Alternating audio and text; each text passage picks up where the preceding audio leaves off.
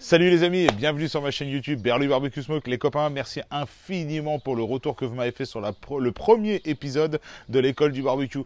Franchement, vous m'avez touché droit au cœur. Ça m'a fait extrêmement plaisir et je vous remercie infiniment, mais vraiment infiniment. D'ailleurs, si j'en suis là, c'est grâce à vous. Et c'est grâce à vous que je vais continuer. D'accord? Alors, on va passer au deuxième épisode de l'école du barbecue. Le deuxième épisode va consister à t'expliquer quel barbecue qu'il va te falloir. Mais je ne vais pas te dire lequel qu'il te faut. Je vais simplement t'aiguiller, te donner les éléments que compose un barbecue et surtout t'expliquer une chose avant tout, c'est le barbecue. Tu le choisis pour toi, pas parce que tu as vu quelqu'un l'utiliser ou machin ou ceci, cela. C'est surtout ce qui te correspond le plus. Tu vas te retrouver avec différents types de barbecue, avec différents types de moyens d'allumage et autres, ou même comment dire, pas de combustion, mais enfin voilà, tu vas comprendre. Tu vas te retrouver avec des barbecues de type pelé. Donc tu as l'habitude de le voir souvent sur ma chaîne, celui-ci. Celui-ci, tu ne l'as jamais vu, c'est un barbecue à gaz. Et tu vas te retrouver avec des barbecues, celui-là aussi, tu l'as vu, hein, de type charbon, format kettle. Et tu vas te retrouver avec des barbecues de type Kamado. Donc céramique, machin, et ainsi de suite. Après, il y a d'autres types de barbecues. D'ailleurs, tu as dû le remarquer indirectement sur le premier épisode, type offset smoker. Celui-là, je ne te le montre pas parce que je veux plutôt te faire une vidéo bien décrite sur la façon de le démarrer et autres. C'est vraiment une autre philosophie, une autre chose. Après, bon, tu as dû remarquer au fur et à mesure de mes vidéos, c'est que j'adore tout ce qui est à base de charbon, de bois. Voilà, moi, c'est quelque chose qui m'intéresse le plus. Ok, donc pelé. Alors, barbecue, effectivement, parce qu'on va avoir ce côté fumage, ce côté montée en température et autres, mais surtout, le gros avantage de celui-ci, c'est que peu importe les saisons, parce que bon, tu te doutes bien que moi, c'est toute l'année que je fais du barbecue. Celui-ci, le côté pratique, bah, c'est très simple.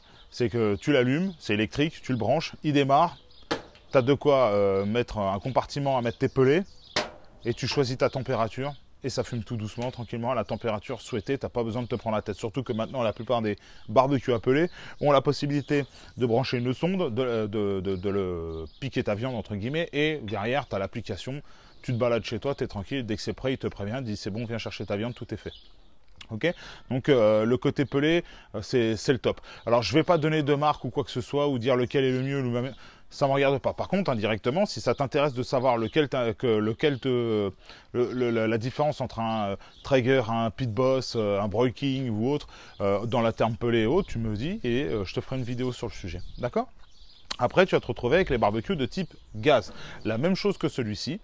Alors, la plupart des paquet pour le pelé, c'est entre 15 et 25 euros. Voilà, je te donne une moyenne, je te donne une fourchette de 10 euros, on va dire de Delta.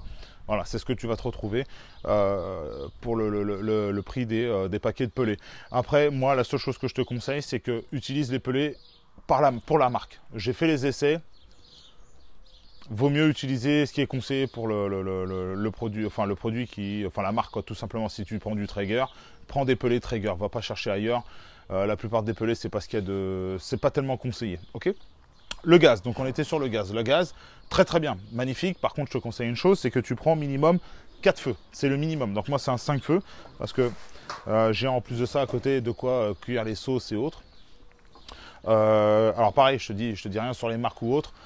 C'est pas une foudre de guerre celui-ci, mais je te ferai une vidéo si ça t'intéresse. Pareil, dis-moi dans les commentaires si ça t'intéresse ce que je t'explique sur cette marque-là. Cette marque-ci, pardon. Barbecue à gaz, 4 feux minimum. Je t'explique pourquoi. Parce qu'en fin de compte, ça va finir, enfin au fur et à mesure des vidéos, je vais t'expliquer. On va parler de cuisson, de type de cuisson, comment faire des cuissons. On va parler de comment faire de la cuisson directe et indirecte. Pour ça, il te faut dans ces cas-là 4 feux. C'est-à-dire que tu vas pouvoir, je t'explique, mettre un côté à cuire et de l'autre côté où ça sera pas allumé en fin de compte. Donc on fera de l'indirect ou alors on mettra éventuellement à feu très doux. Quand je dis 4 feux, c'est-à-dire que là je t'ai montré un côté, un autre côté, et là dans ces cas-là tu te dis bah ouais ok c'est bien mais on peut faire autrement. On peut faire au milieu à cuire et les côtés tu les allumes pas ou l'inverse. Au milieu, c'est pas allumé, les côtés... oui, c'est ça. Et au milieu, donc au milieu, tu les allumes pas. Et sur les côtés, tu les allumes. D'accord ? Seul inconvénient, donc c'est un inconvénient, enfin pour moi c'est un inconvénient, c'est que tu es tributaire d'une bonbonne de gaz. Bouteille de gaz, cube de gaz, comme tu veux, il y a tellement de... Hein, les marques, je te laisse les regarder. Tu vas te retrouver donc du coup à payer ce qu'on appelle une consigne. Donc la première fois que tu vas utiliser un barbecue à gaz, tu vas acheter une bouteille avec une consigne, avec un gaz à l'intérieur, et après tu reviendras modifier, enfin rendre ta bouteille, donc tu ne payeras pas la consigne, parce que c'est une consigne, donc c'est quelque chose, c'est de l'argent qu'ils gardent en leur possession, et ils te redonnent une bouteille avec simplement le gaz. Et le lendemain, machin, t'en as marre, tu dis je jette, j'en ai marre du gaz ou quoi que ce soit, bah voilà, tu te retrouves... entre guillemets, avec une consigne à attendre qu'ils te la rendent. Et encore sous réserve de, oui, la bouteille, oui, le machin, on vous le rend en chèque, en cadeau, en bon d'achat, en avoir, en machin, enfin bref, tous les trucs possibles et inimaginables. Mais ça, c'est le revendeur. C'est pas la faute de la personne qui a fabriqué le barbecue à gaz. Ceci dit, le côté pratique du gaz, comme pour le pellet, tu es en plein hiver, il fait moins 5, moins 10, moins 15, moins 20, tu arrives, clac, clac, tu le démarres. Et c'est nickel. Après, je te donne vraiment les bases. Hein, les bases. Il y a des marques telles que Napoléon. Hein, je sais, je le dis, je le répète, machin, mais ils te proposent de faire bien plus qu'une simple cuisson. Tu as ce qu'on appelle le sizzle zone, machin et tout. J'ai dit que je ne donnerais pas de marque, mais c'est pour t'expliquer en fin de compte que le gaz, ça peut être aussi très intéressant. C'est pour ça que je te dis ça. Donc je te mets ce côté-là, parce qu'en règle générale, c'est de ce côté-ci, où tu peux saisir une viande. Tu as la possibilité également de mettre un bac à charbon où tu peux faire du fumage. Tu as également sur l'un, mais c'est magnifique, franchement c'est beau. Tu as un des boutons, tu crois que c'est un bouton, mais en fait non, c'est un tiroir, tu le sors et tu mets à fumer. Tu peux mettre fumer des copeaux dedans, c'est vraiment royal. Ok, donc pour le barbecue à gaz, voici. Les barbecues charbon de type kettle. Alors j'en ai un autre là-bas, c'est type bullette. Bullette, enfin voilà, forme de balle. Très bien pour le fumage, excellent. Pour la grillade, pas du tout, t'abandonnes. Donc c'est vraiment un autre type de barbecue. Je te le présente pas, mais je te mettrai une petite photo, tiens, voilà, pour que tu vois à quoi ça ressemble.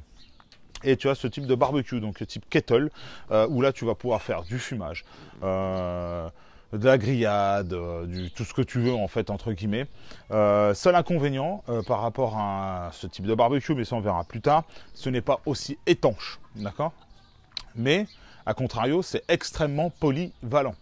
Par contre, c'est l'allumage. Le gros défaut, je ne vais pas dire gros défaut, pour moi c'est pas un défaut parce que je fais du barbecue toute l'année.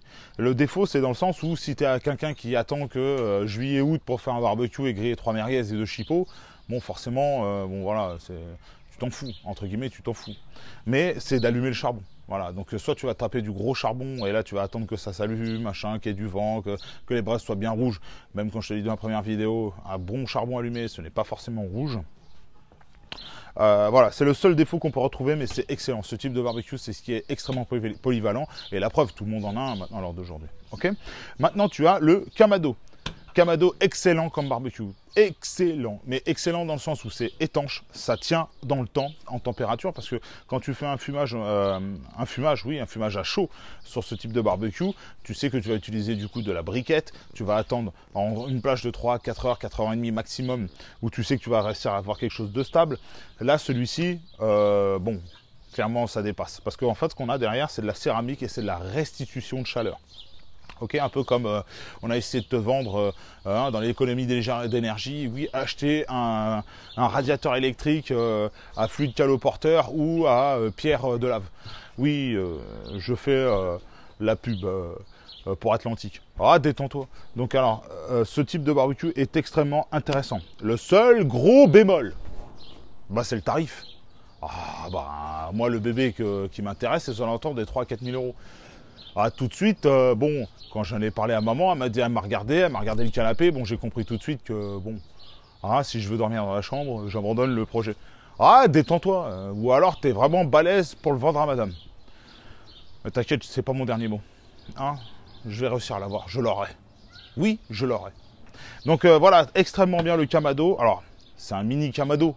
C'est un mini Kamado. Moi, j'ai vu en ce moment, ça fait 2 ans que je vois tout le monde à jouer à celui qui a le meilleur des Kamado. Ça se branle la nouille, machin. Oui, Carrefour, machin. Hein, ça fait peut-être 3 ans, 4 ans que je l'ai. En fait, personne n'était au courant qu'il existait. C'est l'année d'après que tout d'un coup, s'est dit, le Kamado, le mini Kamado. Il le donne tous les noms. Le mini Kamarouf ou le mini Kamation. Oh là là. Ouais, détends-toi. À un moment donné, ça fait un moment que je l'ai su. Bah, là, quand tu vois la gueule de celui-ci, tu te doutes bien qu'il date pas d'hier. Et surtout que Il est là tous les jours dehors. Hein. J'ai même pas acheté une bâche ou quoi que ce soit, il est dehors et il tient la route. Ok. Donc voilà, tous ces éléments, ce sont celui-ci sous bâche extrêmement solide. Celui-ci, j'ai acheté 2 bâches, c'est de la merde. Celui-ci, j'ai aucun problème, la bâche elle est là. Hein. Tous les jours il est dehors, il n'y a aucun souci. Celui-ci, voilà, il tient par lui-même.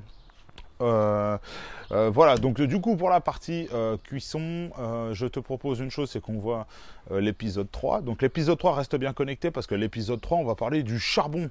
Donc démarrage de son barbecue. Le démarrage du barbecue. Donc c'est-à-dire la cheminée, c'est-à-dire... Ah, t'as compris hein, quel type de charbon, comment gérer la gestion de température et autres. Ok. Écoute, je pense que je t'ai dit le maximum de ce que j'avais. Je vais pas t'en dire plus, ça sert à rien, parce que les barbecues, c'est ce qu'il y a de le plus standard. Ça sert à rien d'aller plus loin, comme avec les ustensiles. C'est le minimum, c'est la base. Ça sert à rien d'extrapoler ou d'aller plus loin. Et puis c'est tout. Donc dimanche prochain, comme d'habitude, n'oublie pas de te régaler. N'hésite pas de t'abonner, de cliquer sur la cloche, de mettre un pouce bleu si la vidéo t'a plu. Et à dimanche prochain. Ciao.